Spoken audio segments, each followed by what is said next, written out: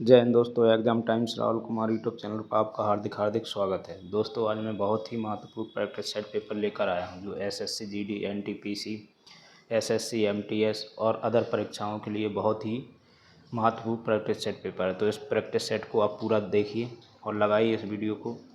बहुत ही अच्छे इसमें प्रश्न लिए गए हैं, बहुत इंपॉर्टेंट, जो कई बार एग्जामों में पूछे गए हैं। ठीक है, कई बार रिपीट होते हैं। ठीक है, तो अगर यह वीडियो आपको पसंद आए तो लाइक शेयर कमेंट करें, यूट्यूब चैनल को सब्सक्राइब ज़रूर कर लें। तो आइए चलते हैं दोस्तों पहले प्रश्न की तरफ। तो देखिए पहला प्रश्न आपका क्या है। भारत में वैष्णववाद की वृद्धि का प्रमाण हेलियोडोरस स्तंभ किस भारतीय शहर में स्थित है। ठीक है, तो इसका राइट आंसर हो जाएगा दोस्तों ऑप्शन नंबर डी, विदिशा में। ठीक है, हम जल्दी जल्दी कवर करेंगे ताकि वीडियो लंबा ना हो और आपको भी ज़्यादा दिक्कत ना हो। ठीक है, बहुत इंपॉर्टेंट प्रश्न है, तो आप इनको अच्छे से पढ़ लीजिएगा। अगला प्रश्न है, औद्योगिक संस्थानों में भार उठाने के लिए किस हाइड्रोलिक जैक का उपयोग किया जाता है और भौतिकी के किस नियम पर आधारित है। ठीक है, तो इसका राइट आंसर हो जाएगा ऑप्शन नंबर डी, पास्कल का नियम।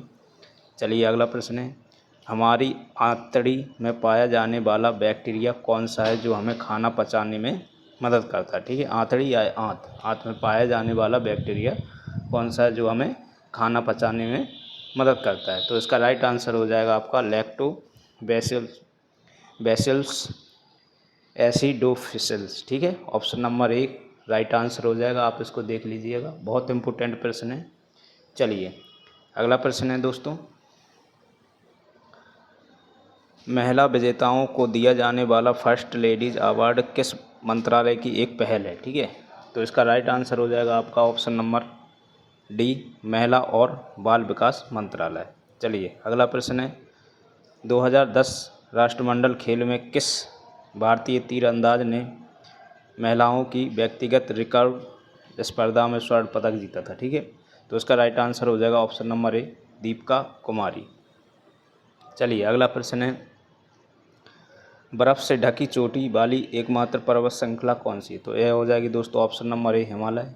कई बार प्रश्न पूछा गया है। ठीक है, जो दोस्त रेलवे एनटीपीसी की तैयारी कर रहे हैं उनके लिए भी यह वीडियो बहुत इम्पोर्टेंट होने वाला है, क्योंकि इसमें जीके हर सब्जेक्ट के क्वेश्चन इसमें लिए गए हैं और बहुत ही इम्पोर्टेंट। ठीक है, एसएससी कुल मिला के सब ऑल, ठीक है, ऑल कंपटीशन की तैयारी कर रहे हैं उनके लिए बहुत ही उपयोगी यह वीडियो होने वाला है। ठीक है, चलिए अगला प्रश्न है, लॉर्ड कर्जन की निगरानी में बंगाल का विभाजन किस वर्ष हुआ था। ठीक है, तो ये हुआ था दोस्तों ऑप्शन नंबर बी हो जाएगा 1905 में।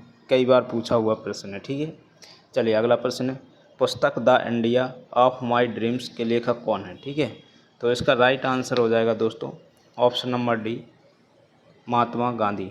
ठीक है, महात्मा गांधी इसका राइट आंसर हो जाएगा। अब महात्मा गांधी की और भी हैं एक, जैसे यंग इंडिया हो गया। ठीक है, यंग इंडिया ये भी महात्मा गांधी के द्वारा लिखी गई थी। ठीक है, एक हिंदू स्वराज हो गया, हिंदू स्वराज। ठीक है, एक गांधी जी की पुस्तकें हैं। ठीक है, चलिए अगला प्रश्न है,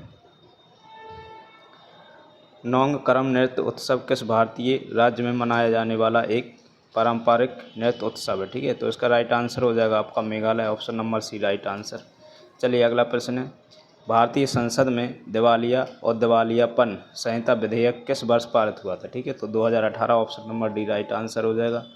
चलिए अगला प्रश्न है, दुनिया की आधी से अधिक जैव विविधता पौधों और जानवरों की विविधता कहाँ पाई जाती है। तो इसका राइट आंसर हो जाएगा ऑप्शन नंबर बी, उष्णकटिबंधीय वर्षावन।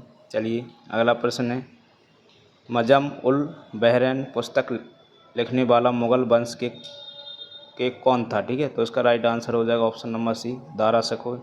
चलिए अगला प्रश्न है, भारतीय संविधान में मौलिक अधिकारों की अवधारणा को निम्नलिखित में से किस देश के संविधान से लिया गया है। ठीक है, तो इसका राइट आंसर हो जाएगा दोस्तों ऑप्शन नंबर आपका वी हो जाएगा, संयुक्त राज्य अमेरिका से। चलिए अगला प्रश्न है, कौन सी नदी 10 देशों से होकर गुजरती है। ठीक है, बहती है, तो इसका राइट आंसर हो जाएगा दजला, जिसको टिग्रिस नदी बोलते हैं। चलिए अगला प्रश्न है, पैरालंपिक स्वर्ण पदक जीतने वाले पहले भारतीय कौन थे। ठीक है, तो इसका राइट आंसर हो जाएगा दोस्तों option number C, Mariyappan Thangavelu, ठीक है, बहुत इंपॉर्टेंट है, कई एग्जाम में पूछा हुआ प्रश्न है। चलिए अगला प्रश्न है, प्राचीन काल में बौद्ध काल के दौरान कपिलवस्तु के शासक कौन थे? तो उसका राइट आंसर हो जाएगा आपका शाक, option number A right answer हो जाएगा, ठीक है। चलिए अगला प्रश्न है, किस भारतीय को भारत सरकार के लिए 10 बार बजट प्रस्तुत करने का गौरव हासिल है? ठीक है, तो इसका राइट आंसर हो जाएगा option number A Morarji Desai. चलिए अगला प्रश्न है दोस्तों, यदि किसी देश में बजट घाटा है और यह स्थिति लंबे समय तक बनी रहती है तो इसका परिणाम क्या होगा? ठीक है, तो बढ़ता कर्ज हो जाएगा, ऑप्शन नंबर डी आपका राइट हो जाएगा। चलिए अगला प्रश्न है दोस्तों, भारतीय खाद्य निगम FCI की स्थापना कब हुई थी? ठीक है, तो इसका राइट आंसर हो जाएगा ऑप्शन नंबर सी 1965 में। अगला प्रश्न है, बागू रोम्बा भारत की किस जनजाति का पारंपरिक नृत्य है? ठीक है, तो इसका राइट आंसर आपका हो जाएगा ऑप्शन नंबर सी बोडो, ठीक है। चलिए अगला प्रश्न है, निम्नलिखित में से कौन सा जानवर चिल या मांद में रहता है? ठीक है, ऑप्शन नंबर डी हो जाएगा, खरगोश रहता है चिल और मांद, ठीक है, बिल है, सॉरी बिल और मांद, जो बिल रहता है उसमें खरगोश रहता है। चलिए अगला प्रश्न है, विश्व में किस देश की साक्षरता दर सबसे अधिक है? ठीक है, तो इसका राइट आंसर हो जाएगा आपका ऑप्शन नंबर ए रूस। रूस की लगभग 99.70% साक्षरता दिवस है, ठीक है, साक्षरता दर है, ठीक है। और हम वहीं जापान की बात करेंगे तो जापान की आपकी 99%, ठीक है।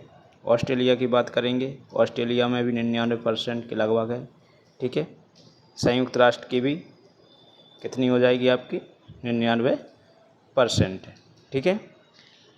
और इसमें सबसे अधिक, जो सबसे अधिक है, इसमें ऑप्शन नहीं है, सबसे अधिक है दोस्तों, इसमें फिनलैंड है, फिनलैंड, ठीक है, फिनलैंड की हो जाएगी सबसे अधिक 100%, ठीक है। अगर ऑप्शन में आपका फिनलैंड होता तो आपका राइट आंसर हो जाता है, ठीक है। और नॉर्वे है सेकंड पर, नॉर्वे कौन सेकंड पर है, ठीक है, लगभग इसकी भी 100 में थोड़ी बहुत कम है। चलिए अगला प्रश्न है, नॉर्वे का सबसे प्रतिष्ठित पुरस्कार नॉर्वे नेशनल अवार्ड पाने वाले पहले भारतीय अभिनेता कौन है? ठीक है, तो उसका राइट आंसर हो जाएगा दोस्तों option number C Adil Hussain. चलिए अगला प्रश्न है, कचरे को एक अस्थायी संग्रह जगह पर ले जाने से फैलाने वाली बीमारियों से बचने के लिए